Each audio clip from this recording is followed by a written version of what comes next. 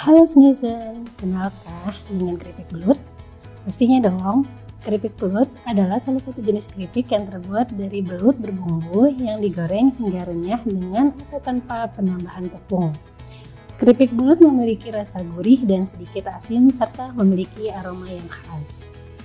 Makanan gurih ini juga sangat sering kita jumpai, tapi tahukah bahwa keripik belut ada SNI-nya?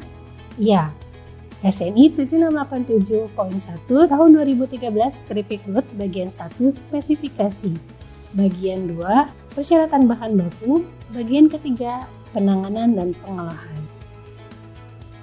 Untuk memproduksi keripik yang baik dapat mengacu pada cara pengolahan pangan yang baik atau GMP serta SNI CXC 1 tahun 1929 tentang prinsip umum higien pangan.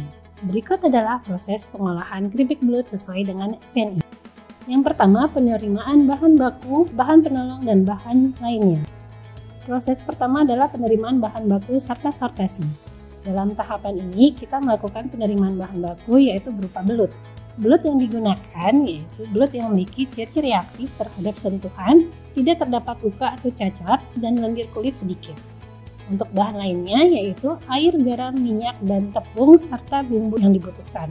Kemudian disertasi terhadap mutu bahan yang diterima sehingga dapat menanggulangi resiko kualitas yang buruk hingga kontaminasi kimia dan bakteri.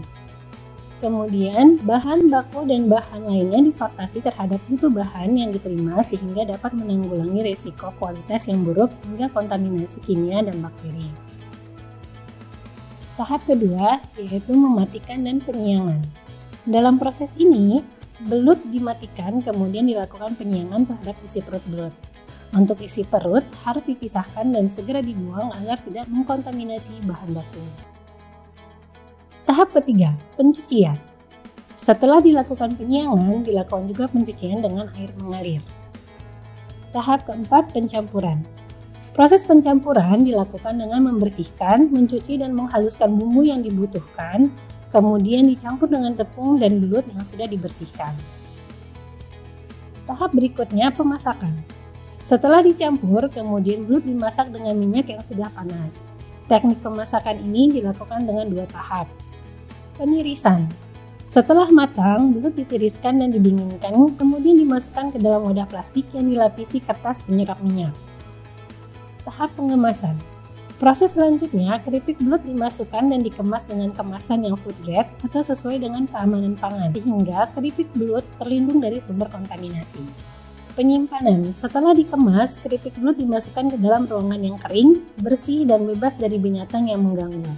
Dalam proses penyimpanan diterapkan sistem FIFO atau first in first out sehingga tidak terjadi penumpukan produk. Pemuatan. Tahap terakhir, keripik yang telah dikemas dan tersimpan rapi dilakukan pemuatan ke alat transportasi sesuai kebutuhan atau pemesanan yang telah datang.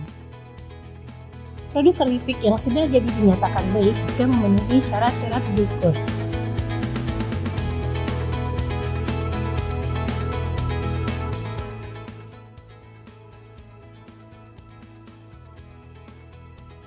Selain memastikan higienitas area produksi dan peralatan, juga perlu dipastikan higienitas dari karyawan yang terlibat dalam proses produksi.